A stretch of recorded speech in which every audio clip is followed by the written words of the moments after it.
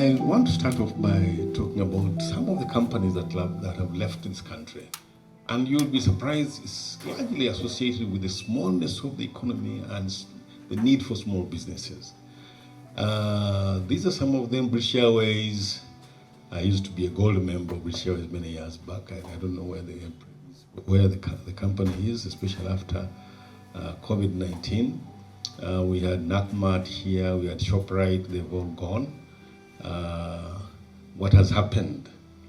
If you go to there, I'm sure in your area there is a weekly roadside market. It comes there once a week. The products they sell are similar to those in Nakmat. There was no way Nakmat or ShopRite could survive. So what I'm highlighting is the importance of small business. Barclays Bank closed. They planned to close for a long time, but finally they did close. Why? This country needs small banks. When the board of Barclays is sitting in London and they look at Uganda and the profit is $5 million, they wonder, why do you keep such a small enterprise? And they waited for the oil for too long. They almost didn't go waiting for oil, but finally they left. We have ABSA with the regional strategy of South African companies. ABSA is well placed to cover Barclays Bank. Nakmat, this has been long gone. Also, what were they selling that you don't find on the street in Kampala? These are some of the issues that small business has a role. AfriCell, this is not about small business, by the way. I think this is about scale now. In the telecommunication sector, entry requires billions of shillings.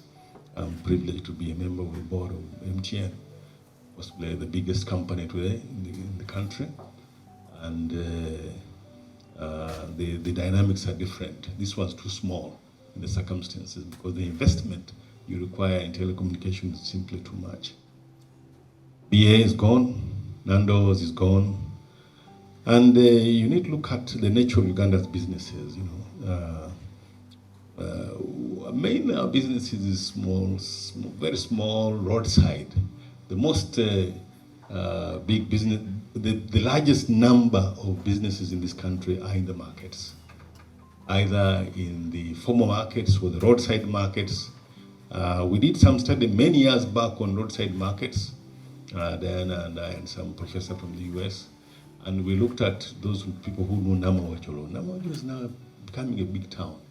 But when we started looking at it many years back, and you imagine what they sell is not produced in the area, it's imported from different parts of the country. But that is the nature of Uganda's businesses. As they transform, they go into lockups. And if you go to some of our streets here in Kampala, you'll find about 10 people in a shop. Why? Because we can't afford those large businesses yet.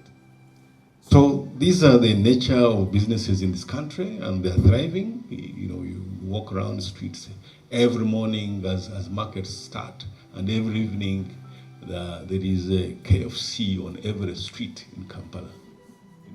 Those Toninyira Mukange, that people selling food. That's a takeaway for Ugandans. You so call it a KFC or McDonald's, whatever name you want to give it. So what are the current challenges in the Uganda economy, which really is opportunities for small business? A growing population, poverty, presentation. Many people can't take their children to school, HIV/AIDS, growing slums, drug abuse. These days, this is a very big problem in the country. In MOBS, whenever we address students, we address it.